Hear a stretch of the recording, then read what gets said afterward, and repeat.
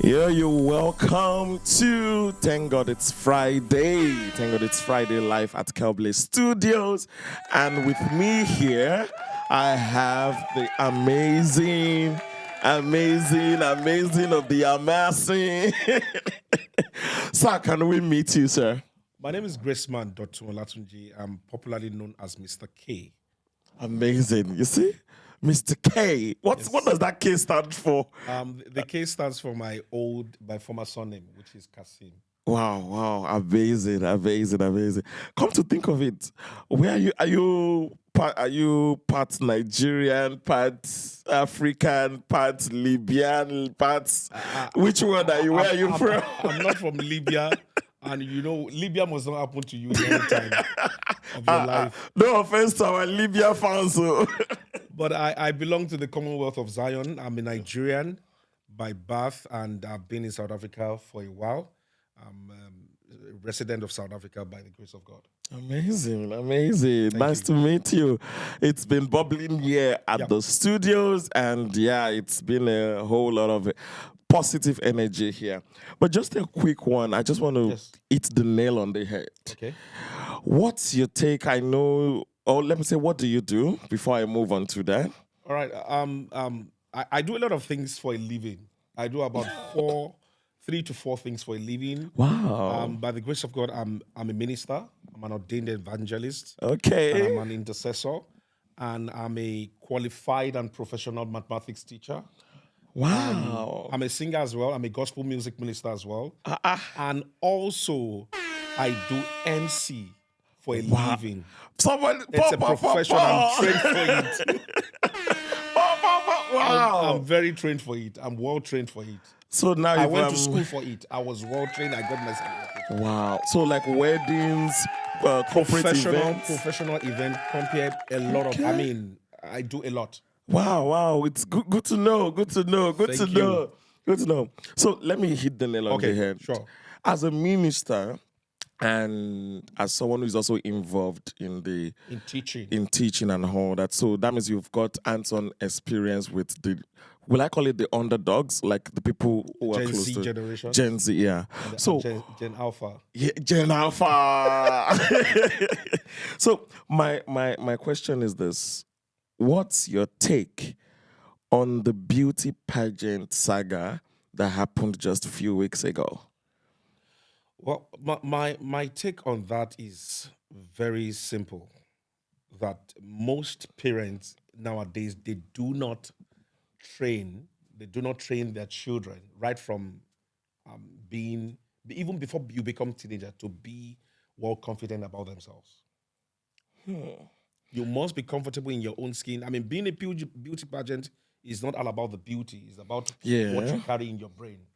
And someone will say that beauty without brains, it takes you nowhere. It takes you nowhere. So my take on that is just that our society has been structured in such a way that we are confined to the usual. And we must get out of that usual. We must get out of that comfort zone and just be ourselves. We must train our kids values and culture. I do get what you're saying, but like with the whole situation of a Nigerian individual representing South Africans, and now she later won. Not won, but like she was able to make it past the quarter. Should I call it quarter final now? Qualifying stage. Yeah, and then because society found out that she was from Nigeria, there was that whole opera of no, cannot can me Kolisa or be a Bushley or Sisanda go and represent Nigeria. I understand. So like knowing fully well of the xenophobic history we have between the xenophobic history that have been between Nigeria and South Africa. So how do you think South Africans managed the opera better? Or do you think, because I later found out that she, at least from proven sources, that she went and contested for a Nigerian pageant and even won. So what's even your take on Nigerian ladies in Nigeria who are gunning for this particular, But they did not get the. but they didn't get it, ticket. and it seems politically motivated. Like I said the other time, that we must train our kids' values. Now, let me start from your first question that you said about the South African community, South African government, and I mean, in any country, in any nation, any nation would want to project their own daughter of the soil, their own son of the soil. It's not like when we are playing soccer, when you want to bring Oh yeah, a British-born Nigeria to come and play for Super Eagles or anything. It's all about the product. A person that was born and originally born in South Africa, not by citizenship, but by natural birth.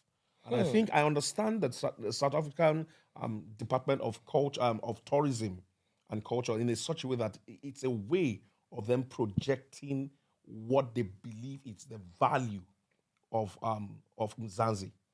It's a way of them projecting it. And coming back to the country, I wouldn't know if it was political motivated, because I want to believe that a lot of girls, a lot of ladies would have contested, would have put in. Definitely. Agbani Darego was once Miss World. We have a lot of beautiful and pretty ladies in Nigeria that could have also contested, and in a way they might have, in a way, won.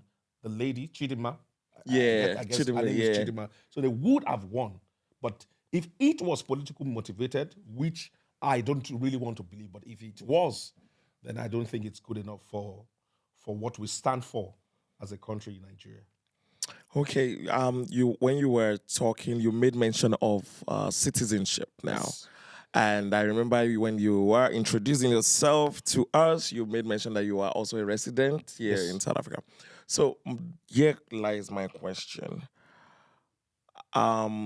Comparing life in Nigeria and life in South Africa, which do you think is way better? Just say. Just say. I mean, on a neutral note now. On a neutral note. Food-wise, because I love good food. Yeah. Food-wise, I mean, you can't. Home is home. Home is home. I mean, food-wise, culture-wise, I mean, the things you would want to do back at home. I mean, the nature. Food-wise, it's better. But when we think about how you want to raise kids, the better life you want, the greener pastures, and in terms of how you are building your life, your profession. Because some of the things I do here currently in South Africa, I didn't see myself doing it. So I rediscovered myself. South Africa is a country that helped me to discover. the I hidden can talent go in me. absolutely 100 on that. So That's I true. would say it's based on two parts. It's in two folds, and I would say thank you to South Africa, because it has really rediscovered. Thank you to South Africa. Thank you. It has really rediscovered who I am and what I believe I can do. Yeah, but do you know, I do have it from a reliable source, Yes. but you have to confirm it. Okay. I had it from a reliable source that you are a professional chef. You know how to braai. Where are my fellow braai masters here? But are we going to be getting like a braai after this? Definitely. Oh my God. And probably I did add it to it what I do. I was once a braai master. I braai for a living. I braai for people. Wow. So guys, if you see my lips smacking with oil, don't be me. Don't be Whoever me. is watching this podcast at the moment will testify to it. I mean, whoever is watching that knows me, the majority of them they have tasted my braai before. Wow. Hey, I missed it. Okay, now back to serious business. Okay. Earlier you mentioned that you were a qualified, you're in the teaching sector. Yes. And also you are also an ordained evangelist. Yes. So I would like to ask, because I know both sectors require a damn enough, like a huge amount of time. Sure. A huge amount of time of dedication, preparation preparation and all that. So how do you juggle that? Like, from your ministerial assignments and your teaching obligations? Honestly, it has been God. It's not easy, and I'm grateful to God that I rediscovered. Like I said, I rediscovered myself. Let me pick it from being a bride master, because my first job when I got to South Africa was to be a bride master. I bride for a living. I bride for people. Then I was doing part-time teaching, tutoring kids, and from there I got myself qualified, and I was a professional teacher now. Now, being a qualified teacher, a professional teacher, and a minister, an ordained minister, Yeah. has to do with priorities, Okay. setting time. Because I remember my mentor, my spiritual father, Reverend Deji Olabode, I asked him this question when I was preparing to launch deep into the ministry. And I asked him, that, sir, how can I juggle between this profession of mine and this? And he told me that I should it's all about priority. It's all about setting time. It's all about creating an atmosphere for you to prepare for your teaching time and for your ministerial time. And one other thing that I've learned that helped me in time past is that when you are into this kind of two professions, you can't have time for frivolities. You can't have time you can't afford to waste time. That was one of the things I've learned Wow. about Wow. life. Wow. Every minute counts. I mean, I've been in South Africa. I'm based in Cape Town, and I have a lot of people that knows me. That at times I live in the same city with some people that for 6 months, 9 months, 1 year we have not See, seen, oh my because I'm God. completely busy. Because in teaching, you have to prepare lesson plan. Apart from the lesson plan, you as a very good, innovative, and creative mathematics teacher, Yeah. you have to consistently think, how can I be creative to the kids, to the children I teach, in such a way that the way I've taught algebra last week, how can I be creative in such a way that I bring it down to their level? Level. I teach integers in a Wow. different way. I teach graphs. I teach geometry. I teach Euclidean geometry in a different pattern that the Wow. kids would always be excited Wow. to come to your class. You know, mathematics, when we're growing those days in Nigeria, when it's time for maths period, you are, even if you've done your homework, you are extremely scared that, Stressed. whoa, I'm you are stressed. stressed. But my kids, in the way they're excited, the school I teach, they are so much excited in such a Wow. way that, no, they even tell My me that, Mr. God. K, I've done your homework. I Wow. have parents telling me that, who is this Mr. K? My child only wants Wow. to sit down and to. It's all about. I have prepared myself. Mm, mm, Not. mm. It's not about the lesson plan. After the lesson plan, you have to really be creative. Every job in this life. Before you called me here, you've been creative about this podcast. Thanks to You've wanted. Kelbley Studios. Thank you. You've been creative about this studio. You've turned everywhere around. You've decided that, how can we be different from every Maybe. other studios? I think that's what Absolutely. most teachers don't do. Most ministers don't do. In all professions. In all professions. So one of the things I've done basically is to sit down and be creative with my time. Wow. Coupled with the fact that, as a minister as well, you have to read, you have to study, Yeah. you have to pray. So, I mean, not that I don't take time to sleep, not that I don't take time with the family, but I prioritize my time. Wow, amazing. I'm sure if you were my teacher back then, obviously I wouldn't feel I can still be your massive. teacher, you can still pay. I can still I be your will pay teacher. you. I will pay you. Yeah, I can I still will teach you some maths. pay you. But going back to you're from Nigeria Yes. and you are living in South Africa. Yes. How is that like? It's a completely different environment. It's a completely different stereotyping. It's a completely different community entirely. There are some things when I came here and I see them doing, I ask myself, we don't do this back home. Yo, How is this like this? But fortunately for me, in this Gen Z and Gen Alpha that we Gen are, Alpha. I mean, it's almost like the same. Why? Yeah. Because of social media influence. Mm, But so, like I said the other time, as we as parents, we as ministers, as pastors, we as teachers, our duty is to infuse culture. Our duty is to infuse values. Our duty is to infuse character godly ordained character. Wow. At times, I don't need to preach to my students, but the godly character they see in me, I pass it on to them, either consciously or unconsciously. But back to your question, basically, again, that how do I compare the kids? Yeah. It's a completely different environment. Sure. Now you will hear. I mean, it's a. Can I be? Can I be open? Can I? Please, Yeah. please. You will hear most people, most foreigners, and I do not like that thing that says South African kids are spoiled, they're this, that.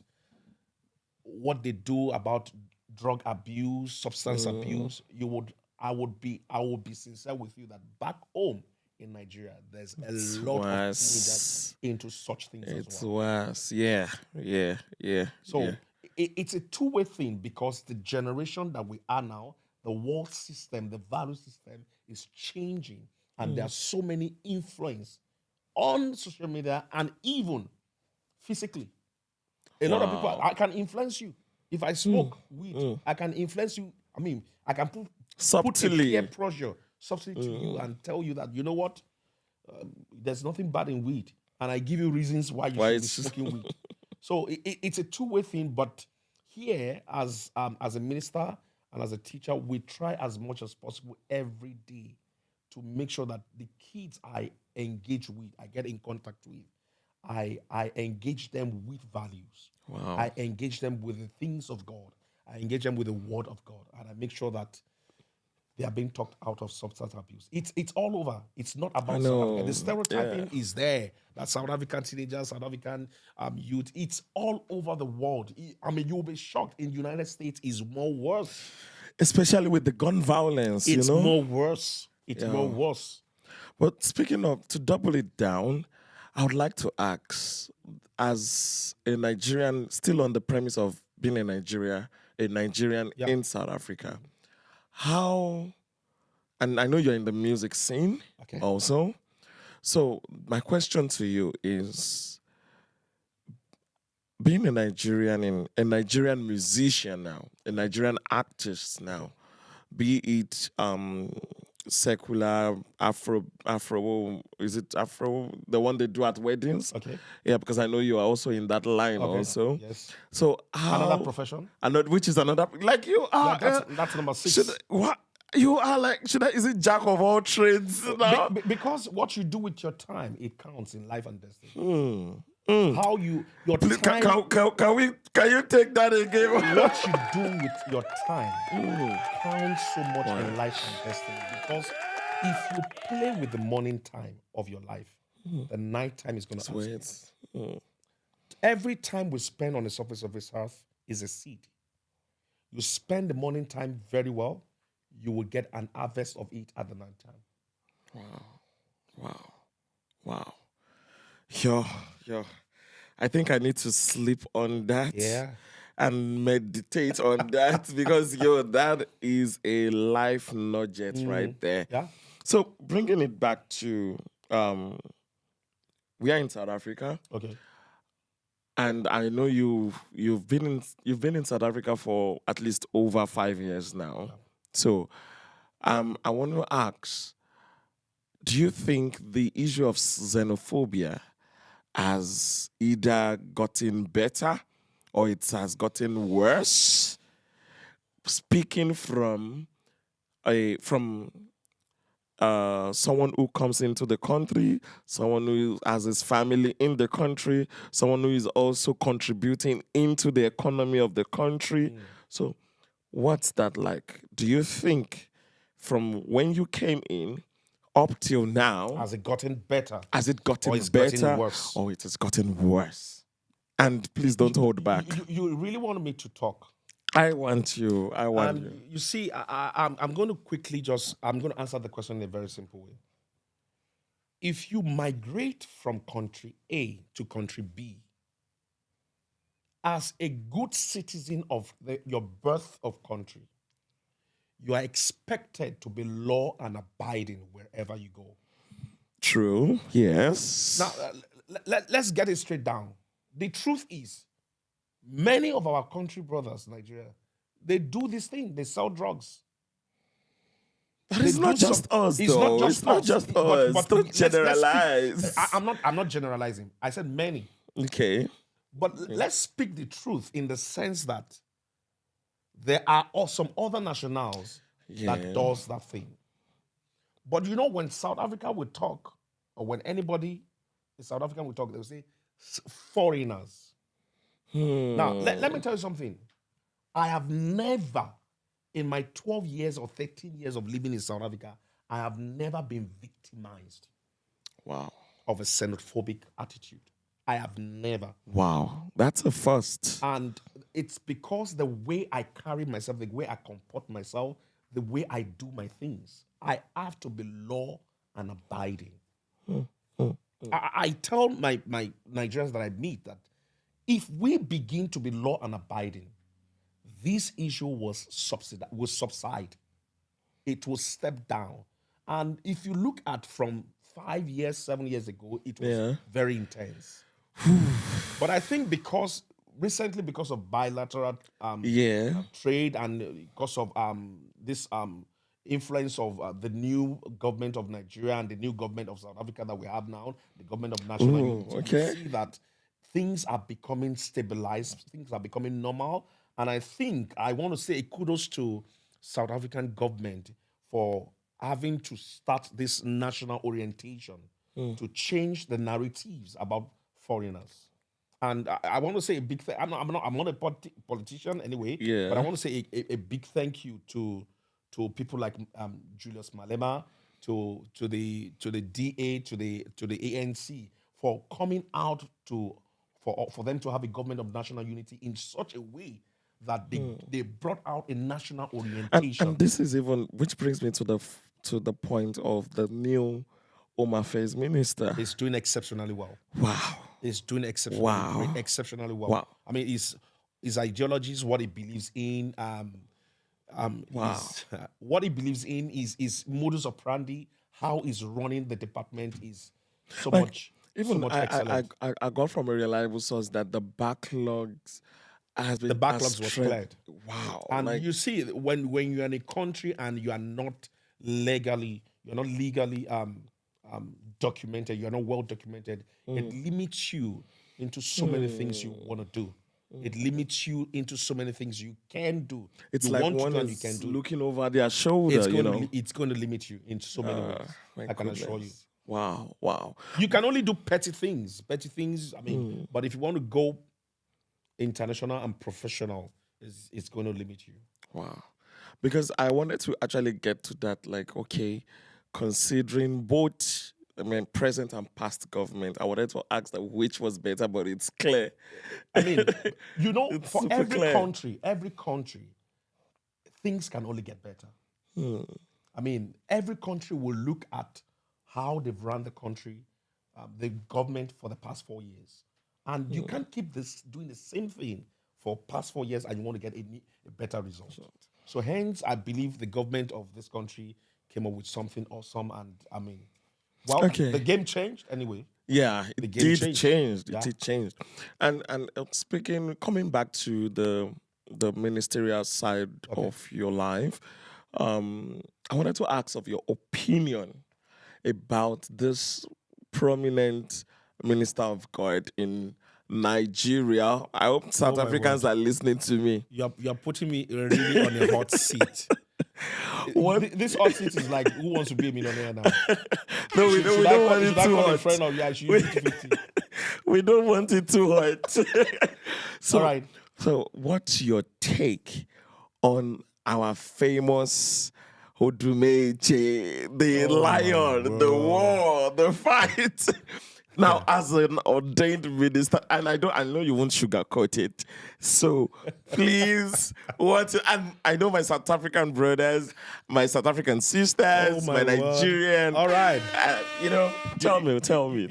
I would be scriptural about the answer, and I will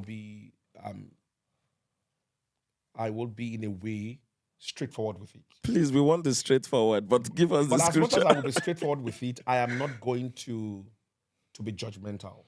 Okay. Because the scripture, my Bible, the Jesus I follow does not teach me in such way. The Bible says the foundation of the Lord stands firm.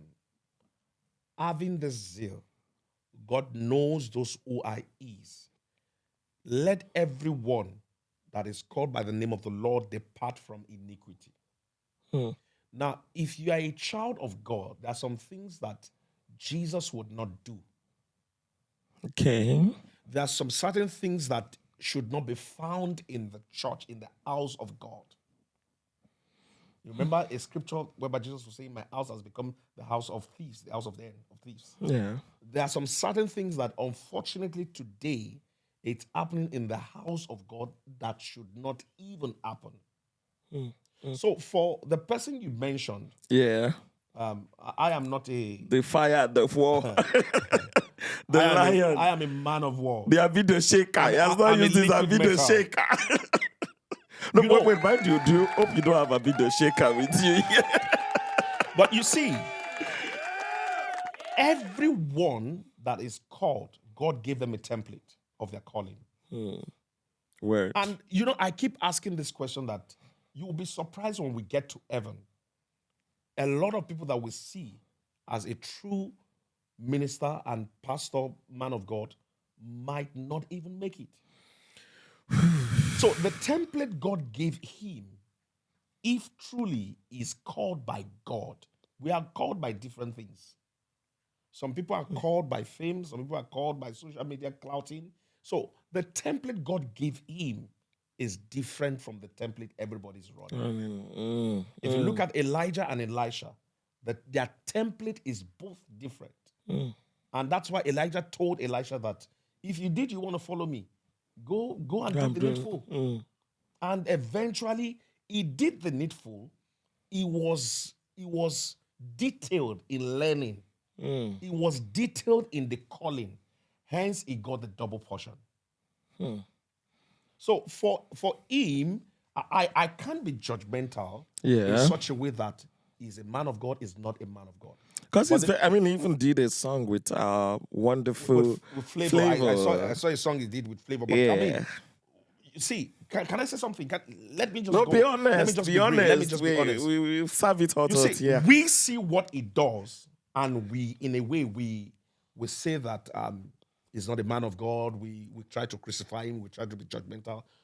But some men of God that we know that they preach so well, do you know what they do behind the pulpit? But we see his own publicly. Word. True.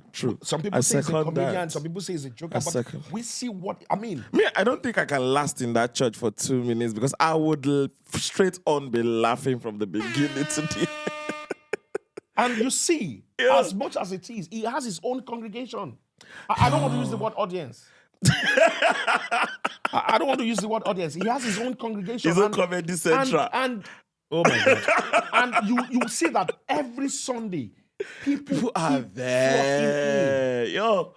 Oh and my you God. see, one of the things that I asked God, I said, God, you know.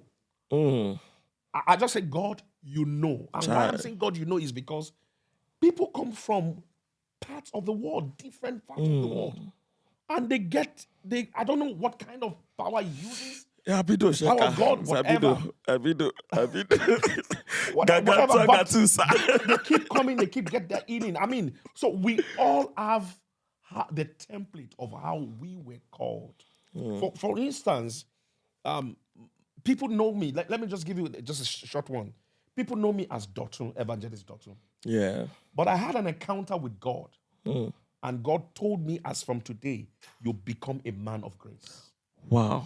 And that encounter, it was when I was having a personal time with God that, Lord, I'm having this personal time with you, not because I want to start a ministry, not because I want to be famous, because I want to grow with you. And Sharp. I heard God vividly, and God called me Grace Man. And it has been part of my name. And that name, That's why you're Grace Man. that's why I'm Grace Man. Oh That's God. where the story is coming from. Are you getting this? Are you getting And this? sir, I wouldn't lie to you. Grace has been working for me. Wow. It has been grace all. I mean, I teach maths today to make some viewers know me. I graduated from Ladoke Akitola University. Hey, Lautech. Lautech. My first Wow. admission was to study pure and applied mathematics. I left. I said, me, even though I went to a science school, Wesley College of Science, Elikuro Ibadan, I left that pure and applied. I said, me, doing pure maths, pure and applied mathematics. I went to nursing. From nursing, I left nursing. I went to animal production and health. I graduated from there. I successfully graduated from there. And Wow. today, I teach maths.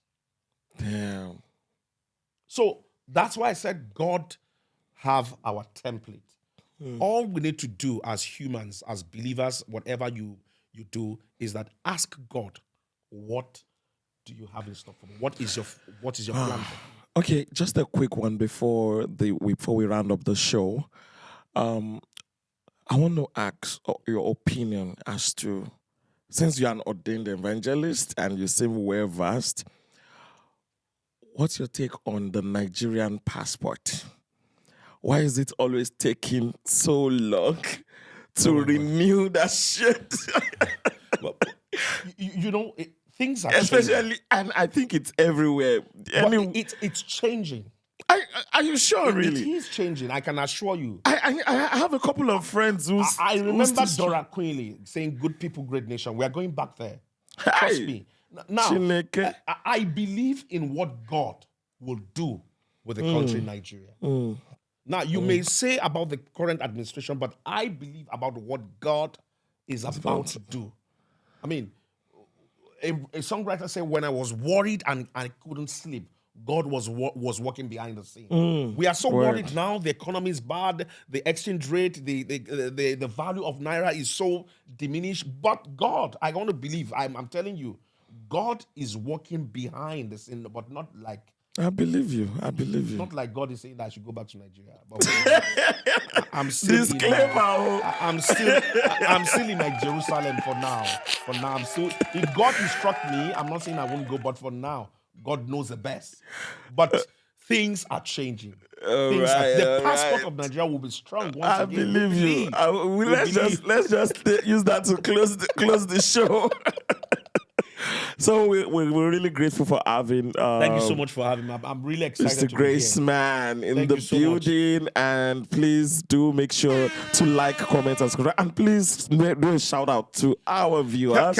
Kels, I want to do a shout out to Kel Studios, Kel Blaze Yes. Studios. Thank you so much for having me, and to all our viewers, I just want to tell you what I've been saying the other time. Prioritize your time. What you do with your time will take you far in life. And I want to tell you that God is working out something for your good. Kels Blaze. And they should subscribe. They should please kindly subscribe. It is Kel Blaze. Yeah. Okay, Kel Blaze Studios. Thank you so much for having me. God bless you, everybody. And to all the members of the crew. I don't want to mention them. There's one of your members of crew that I've been chasing for years. But now, he was the one that called me. That's why I said that. Oh my God God. is working.